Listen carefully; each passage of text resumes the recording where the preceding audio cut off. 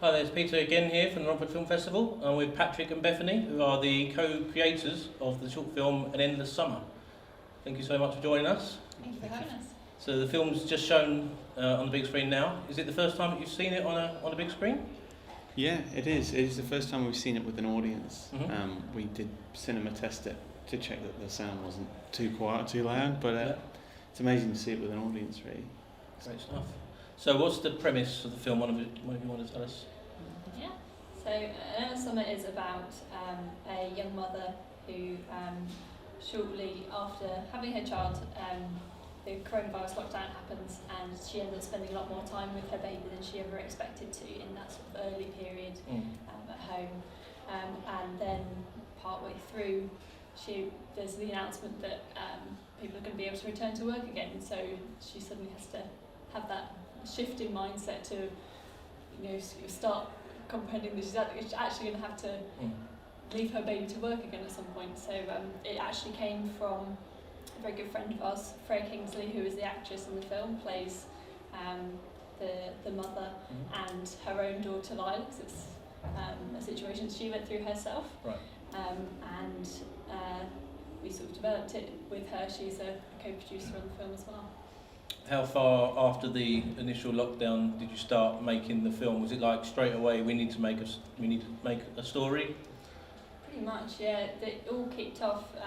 We're based in the Isle of Man, and the Isle of Man Arts Council had launched a COVID-19 resilience fund for arts projects over there, and it sort of sparked an idea for us. There's an opportunity to make something. We wanted to keep making something. This was during the very first lockdown. And having been in touch with Freya throughout all of this anyway, it sort of sparked that idea. And I think the Isle of Man had just come out of lockdown when we actually started filming things, but in the UK everything was still locked down, so we ended up making it 100% remotely. We developed a whole method of filming for it, so we had to sort of improvise. Freya's in Shrewsbury, so we sort of, the way we ended up doing it is Patrick and I made a version of the film in the Isle of Man with myself standing in for Freya, and then we sent her all the equipment to be able to film herself while she was locked down. Right, okay. Very inventive way of... So did you do rehearsals? Like you said you did the stand-in parts and you sent that footage. Did you also then sort of chat online or whatever to go through little bits like a director would on set, or...? Well, as most of it is, there's kind of voiceover over the top of it, and we went through that, and that was sort of where the rehearsal process came. But as a lot of it was Freya's own experiences kind of reflected in this, we wanted it to be kind of as natural as possible. And we've worked with her so many times, she knows what we want, and we know what she'll give us, really, and that's the advantage that we had with it, really. Has she acted in your films before? How did you get to know each other? So we were at university together. Freya was studying archaeology. Before she got into acting, she did a degree in archaeology, and we were on the film course together.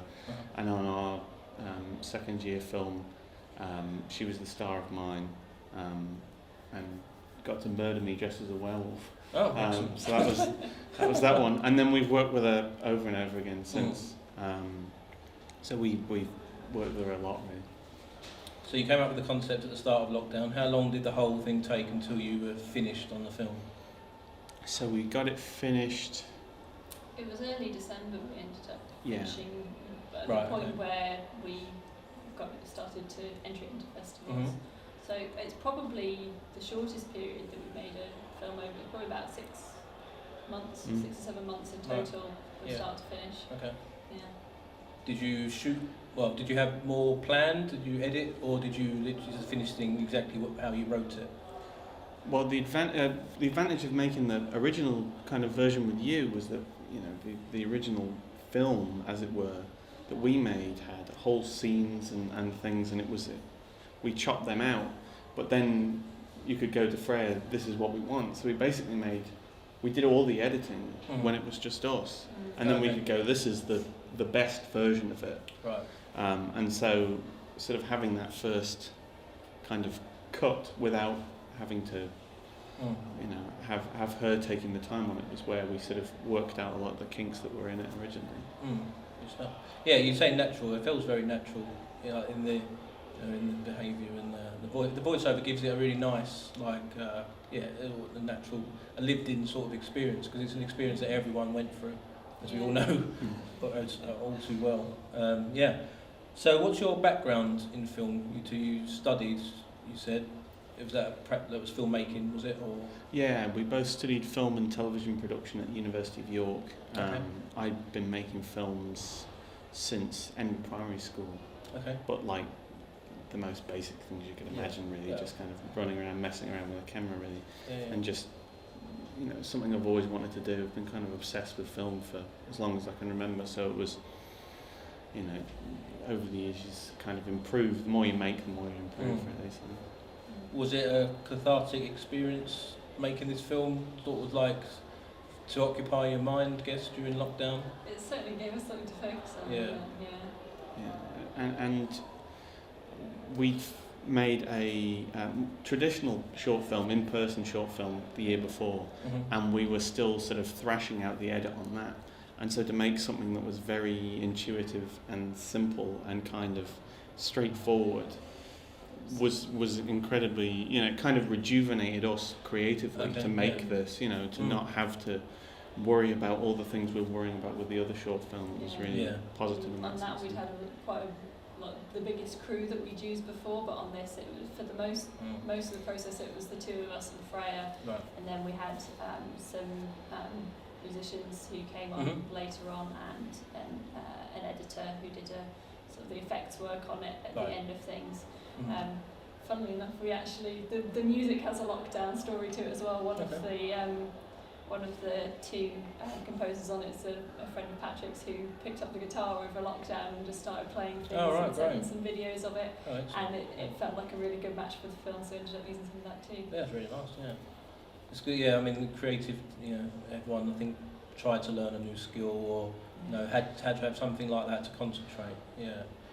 Did you do any other writing during lockdown or anything like that, or plan your future projects? What kind of future projects have you got on? So we're just waiting to hear back now about a second round of funding for a documentary we want to make, which is basically about visual art and trying to examine the idea of creative inspiration, because it's, you know, the number one question you're told not to ask in the interviews, where do you get your ideas from? You know, that's the big no-no. And so we wanted to make an entire film which was all about where you get your ideas from, basically. And so we're just waiting to hear back about that. We're always writing features more than shorts, really. We've got a feature that's placed in quite a few competitions and things, and branching out into some different genres as well. We're on a sci-fi one at the moment, which is quite exciting. And for this film, have you got any more plans to show it at other festivals? Is it finished its run? What's the future for it? No, it's about in the middle of its run at the moment. This, so we've got to hear back from how many? 30? 30 more. Oh, wow, great! Yeah. Bit of a wait yet until its run is finished, but it's been really great to show it here and to be able to come here as well. Yeah. It's like when you have virtual festivals, it seems to just disappear off into the ether, and then you hear back, oh, it's over. Whereas to be able to come here and sit in a cinema and see it, it's a whole different experience. Really. You say you've come all the way from the Isle of Man, indeed. So thanks so much for coming. Very welcome. Great, thank you.